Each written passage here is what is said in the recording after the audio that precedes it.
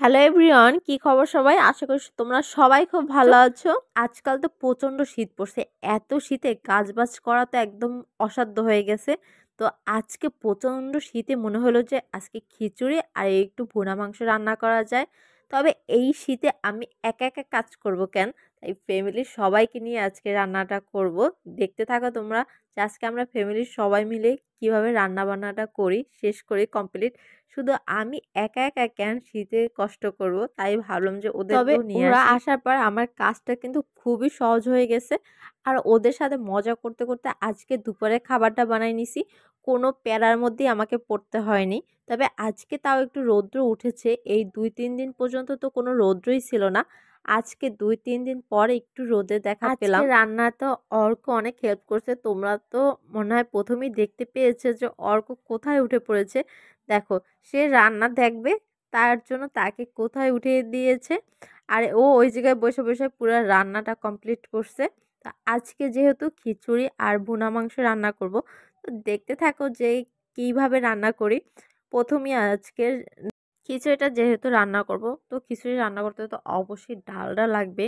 তো মুগ ডালটা আগে প্রথমে ভেজে নিয়েছি, তারপরে মুসুরি ডাল আর মুগ ডালটা ভালো করে পরিষ্কার করে চালটাও একসাথে ভালো করে ধুয়ে তারপর তেলের ভিতরে জিরা আর তেজপাতা এগুলো দিয়ে দিতেছে, মশলা দিয়ে দিতেছে। এরপর চালটাও দিয়ে দেব। এই তো এরপরে এই সাইডে আমি গরম জলও বসিয়ে দিয়েছি। খিচুড়ির জন্য তো গরম জল খুবই দরকার। এটাও বসিয়ে দিয়েছি। আর আজকে রান্নাটা কিন্তু তোমাদের ভাইয়া করতেছে। তোমরা দেখতে পারতেছো যে সেই কিন্তু আজকে পুরো রান্নাটা করছে। তবে আমি একটু মাঝে মাঝে হেল্প করছি। তোমরা দেখতে পারবে যে আমি কখন কখন একটু হেল্প করেছি। আর পুরাটা রান্নাই কিন্তু আজকে সে করছে। তবে তার রান্না কিন্তু ভালোই হয়, ভালোই রান্না বান্না করতে পারে। তবে হ্যাঁ, রান্না করতে দিলে যে আমার সমস্যাগুলোয় পড়তে হয়, এক হইলো যে রান্না করার শেষে দেখবো যে আমার রান্নাঘরের অবস্থা একদম 12টা বেজে গেছে। ওইটা পরিষ্কার করতে আমার আরও 3-4 ঘন্টা লাগবে। তার থেকে আমারই রান্নাঘরটা ভালো। আর দ্বিতীয় যে সমস্যাটা, রান্নাঘরে তো যদি রান্না করতে চায় তাহলে তো কিছুই খুঁজে পারবে না। তখন আমার কাছে জিজ্ঞেস করতে থাকবে লবণ কোথায়, মরিচ কোথায়, গরম মশলা কোথায়, আরও কত কিছু। এত প্রশ্নের উত্তর দিতে দিতে আমি চিন্তা করি থাক, তোমার রান্না করার কোনো দরকার নাই, তার থেকে আমিই রান্না করতে যাই, তাইলে আরও খুব কম সময় আমি রান্না করে চলে আসতে পারবো।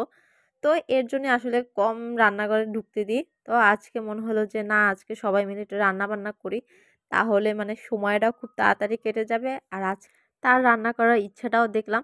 তো মনে করলাম যে না, সবাই একটু হাতে টাতে কাজ টাজ করে তাহলে খুব সহজ হবে। এমনি তো শীতের দিনে তো কোনো কাজই করতে ইচ্ছা করে না, জলের কাছে আসতেই ইচ্ছা করে না। জলের কাছে আসলেই মনে হয় যে প্রচুর ঠান্ডা, প্রচুর ঠান্ডা, কিসের জন্য এত ঠান্ডা। যখন ঠান্ডা পড়ে না তখন মনে হতেছিল যে কেন ঠান্ডা পড়ে না, এই শীতের দিনে যদি ঠান্ডাই না পড়ে তাহলে কি শীতের দিনগুলো কি ভালো লাগে? যেহেতু এই শীত পড়ছে এই 2-3 দিন, এখন মনে হতেছে ঠান্ডা আর ভালো লাগতেছে না। ঠান্ডা কবে শেষ হবে তখনই ভালো লাগবে। আসলে আমার মন যে কি যে চায়, হয়তো আমার মনই জানে না আসলে মন কি চায়।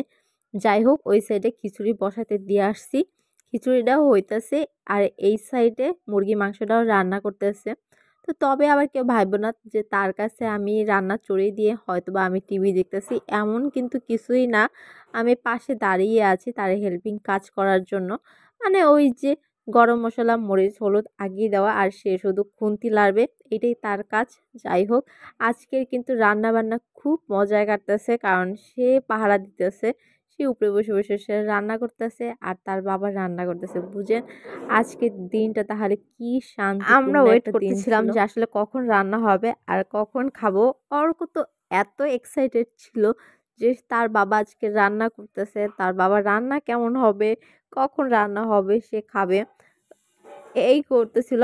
আর ওই জায়গায় বসে যে যা কথা বলতেছিল, যা পাকা পাকা আজকাল কথা শিখছে, তাকে কিছু শিখাই দিতে হয় না, সে এমনিতেই অনেক কিছু জানে।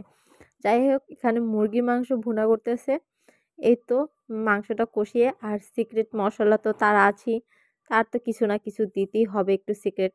এই তো সিক্রেট কিছু মশলা দিয়ে রান্নাটা শেষ করলো। রান্নাটা কিন্তু শেষ। আর এখানে কিন্তু মুরগির মাংস ভুনা আর একদম ঝরঝরে খিচুড়ি রান্না হয়েছে। আর এদিকে পেঁয়াজ ভর্তাটাও মাখতেছে, পেঁয়াজ কুচি কুচি করে আর শুকনো মরিচ তেল লবণ দিয়ে। এই ভর্তাটা না এত মজা লাগে, তোমরা ভাত বা খিচুড়ি টাইপের সাথে খেয়ে দেখতে পারো, অনেক মজা লাগে। তোমরা কে কে খাও আমি জানি না, তবে এরকম কিন্তু ভর্তা বানিয়ে খেতেই পারো। আর দেখো এখানে আমি সব কিছু প্লেটে সাজিয়ে নিয়েছি, এখানে খিচুড়ি, ভর্তা আর মুরগির মাংস ভুনা এটাও নিতেছি। তোমরাকে জানাবো খেয়ে যে এটা কেমন হয়েছে রান্না। আর এখানে কিন্তু আমি একটু জলপাইয়ের আচার নিয়েছিলাম, এখানে মা জলপাইয়ের আচার দিয়ে রাখছিল। আর খিচুড়ির সাথে এরকম আচার টাচার টাইপের খাবার খেতে কিন্তু বেশ মজা লাগে। এত মজা হয়েছিল সব কিছু মিলিয়ে। এমনিতে তো ঠান্ডা পড়েছে, তার সাথে খিচুড়ি আর খেতে এত ইয়াম্মি ছিল সব কিছুই। মানে গরম গরম ধোয়া ধোয়া খিচুড়ি, তার সাথে জলপাইয়ের আচার, অনেক মজা হয়েছিল সব কিছু মিলে। তো আজকে ভিডিওটা কিন্তু এই পর্যন্তই। যার যার ভিডিওটা ভালো লাগবে অবশ্যই কমেন্টস করবা, শেয়ার আর সাবস্ক্রাইব করতে কিন্তু একদমই ভুলবা না। তো আজকে ভিডিওটা কিন্তু এই পর্যন্তই, দেখা হচ্ছে নতুন অন্য কোনো ভিডিওতে। তো সেই পর্যন্ত কিন্তু ওয়েট করতে হবে। তো আজকে এই পর্যন্তই, বাই বাই, টাটা, সবাই ভালো থাকো সুস্থ থাকো। আর নেক্সট ভিডিওর জন্য কিন্তু একটু তো ওয়েট করতেই হবে। তো কারা কারা এই শীতে খিচুড়ি খাইছো ওইটাও জানাইও।